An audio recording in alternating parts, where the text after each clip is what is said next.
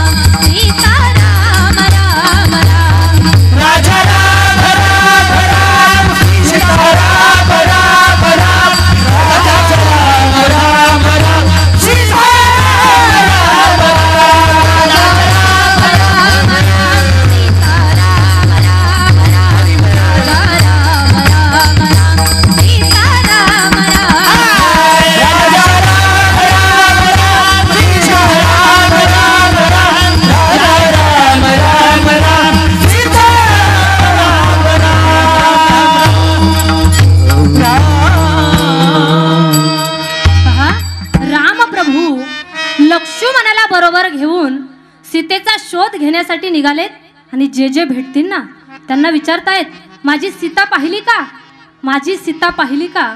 जे भेटतील ना वृक्षांना, वेलींना, धरणी मातेला विचारतायत, माझी सीता पाहिली का। पुसावेसे हेची वाटे जे भेटे तयाती। जे भेटतील ना त्यांना विचारतायत। तेवढ्यात भजन करणारा जटायू दिसला, अंगातून पूर्ण रक्त वाहतय, तरी सुद्धा भजन करतोय। पहा, राजा राम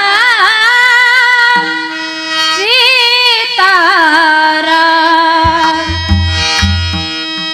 राम प्रभू त्या जटायूला सांगतात, अरे सीता मातेला सोडवण्यासाठी तू स्वतःच्या प्राणाचा, देहाचाही विचार केला नाहीस। काळजी करू नको, तुझे पंख तुटलेत ना, तुला नवीन पंख देतो, तुला नवीन शरीर देतो। तो जटायू सांगतोय, देवा माझा मरण काळ जवळ आलाय, माझ्या अंगातून पूर्ण रक्त वाहतय आणि तुम्ही मला सांगताय नवीन शरीर देतो, नवीन जीवन देतो। कशासाठी सांगा ना। माझ्या मरणाच्या वेळेला जर राम प्रभू माझ्याच बरोबर आहेत ना, त्याच्यासारखा भाग्यवान तो मीच। पहा, तो जटायू सांगतोय देवा चौघे पुत्र दशरथा, परंतु अंतकाळी एकही नव्हता. दशरथ राजाला 4ही मुलं असून त्याच्या शेवटी त्याच्यासोबत एकही मुलगा नाही. आणि माझ्या मृत्यू समयी जर माझ्याबरोबर रामप्रभू आहेत ना, त्याच्यासारखा भाग्यवान तो मीच. आणि तुकाराम महाराज तर म्हणतात, याजसाठी केला होता अट्टहास, शेवटचा दिस गोड व्हावा. ज्याला वाटतं ना आपल्या आयुष्याचा शेवट गोड व्हावा, त्यानं भगवंताचं नामचिंतन केलं पाहिजे. त्याचा शेवट गोड झाल्याशिवाय राहणार नाही. आणि तो जटायू भगवंताला प्रार्थना करतोय, देवा माझी एक शेवटची इच्छा आहे देवा, तेवढी पूर्ण करा. काय असेल हो त्या जटायूची शेवटची इच्छा? तो जटायू सांगतोय, देवा आता दृष्टी पुढे ऐसाची तुरा आहे, आता दृष्टी पुढे ऐसाची तुरा आहे. आता दृष्टी पुढे ऐसाची तुरा आहे, आता दृष्टी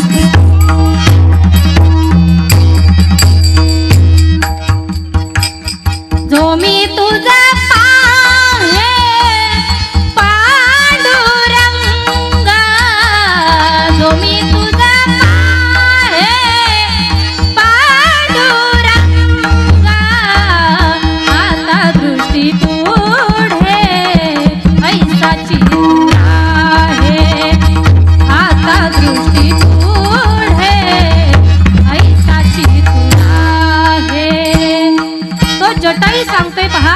देवा माझ्या दृष्टीसमोर आता तुम्ही असेच उभे राहा, ही माझी शेवटची इच्छा आहे.